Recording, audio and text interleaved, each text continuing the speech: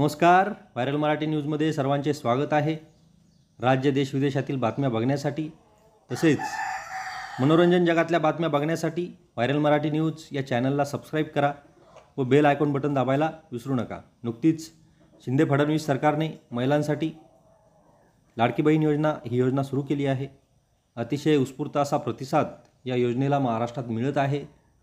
बऱ्याच महिलांनी या योजनेमध्ये फॉर्म भरले आहेत। या योजनेच्या ज्या काही अटी होत्या त्या सरकारने अतिशय शिथिल करून टाकल्या आहेत।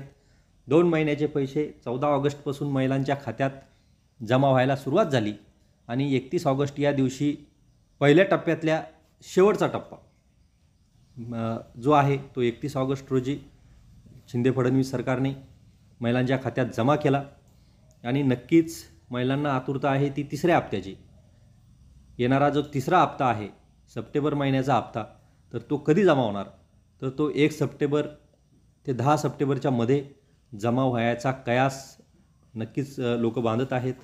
या महिन्यात लक्ष्म्यासुद्धा आहेत। शिंदे फडणवीस सरकार या महिन्यात महिलांच्या खात्यात 1,500 रुपये जमा करून महिलांच्या लक्ष्म्या गोड करणार का, महालक्ष्म्या गोड करणार का, हा येणारा काळ ठरवणार आहे।